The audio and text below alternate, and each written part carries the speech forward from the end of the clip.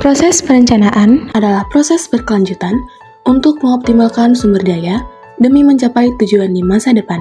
Dalam konteks tersebut, Kecamatan Bojong di Kabupaten Tegal menjadi salah satu wilayah yang menarik untuk dianalisis lebih dalam.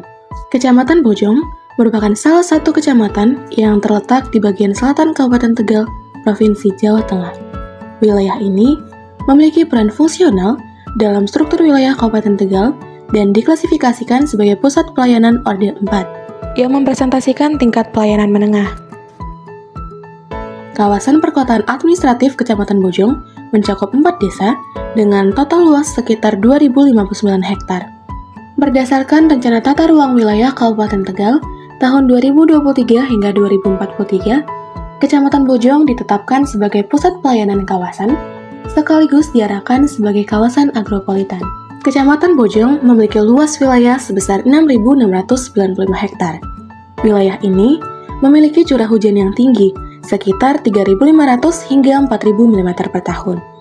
Secara topografi, Kecamatan Bojong didominasi oleh wilayah pegunungan dengan ketinggian 500 hingga 1.500 meter di atas permukaan laut. Jenis tanah yang mendominasi adalah tanah andosol, yang dikenal memiliki tingkat kesuburan yang tinggi.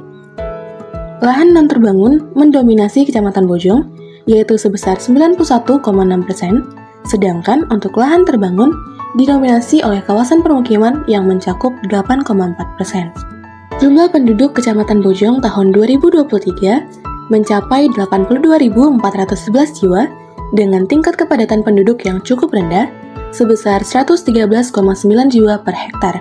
Distribusi usia menunjukkan dominasi kelompok usia produktif yang mencerminkan potensi besar bagi pengembangan ekonomi lokal.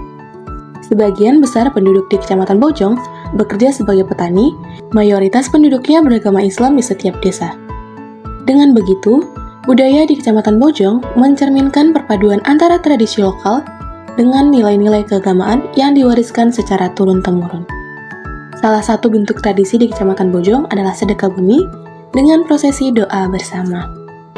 Kecamatan Bojong memiliki komunitas unggulan pertanian dan perkebunan, seperti tanaman hortikula berupa wortel dan tanaman pangan berupa padi, dengan jumlah produksi sebesar 16.263 kuintal dan menyumbangkan sebanyak 5% terhadap Kabupaten Tegal.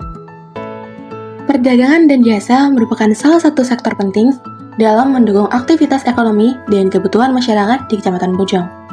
Di Desa Bojong, terdapat pasar yang berfungsi sebagai pusat perdagangan Kecamatan Bojong dan wilayah sekitarnya, yaitu Pasar Bojong.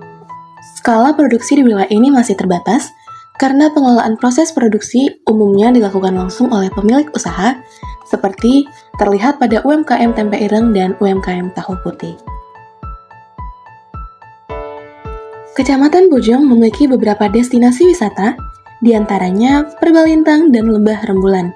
Kedua objek wisata ini menawarkan keindahan pemandangan alam sebagai daya tarik utamanya. Struktur perkotaan Kecamatan Bojong membentuk pola poros sepanjang jalur utama, yaitu Jalan Raya Bojong, dengan pusat-pusat kegiatan yang berjenjang, serta permukiman berintensitas rendah hingga menengah yang tersebar di berbagai titik. Secara bentuk, wilayah ini mengikuti pola kota bertipe oktopus yang ditandai dengan pertumbuhan yang memanjang mengikuti jalur transportasi, tidak hanya ke satu arah, tetapi ke berbagai arah keluar wilayah inti. Elemen perkotaan di Kecamatan Bojong terdiri atas 5 komponen, yaitu Wisma, Marga, Karya, Suka, dan Penyempurna.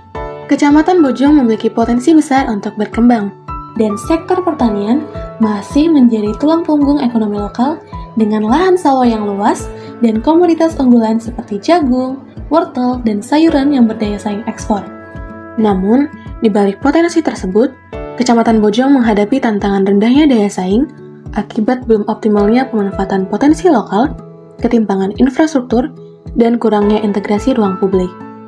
Untuk menjawab hal ini, diperlukan penguatan ekonomi lokal, peningkatan keterampilan sumber daya manusia, serta perbaikan infrastruktur. Dengan langkah ini, Bojong dapat tumbuh lebih tertata, pelayanan publik lebih efisien, dan kualitas hidup masyarakat pun dapat meningkat.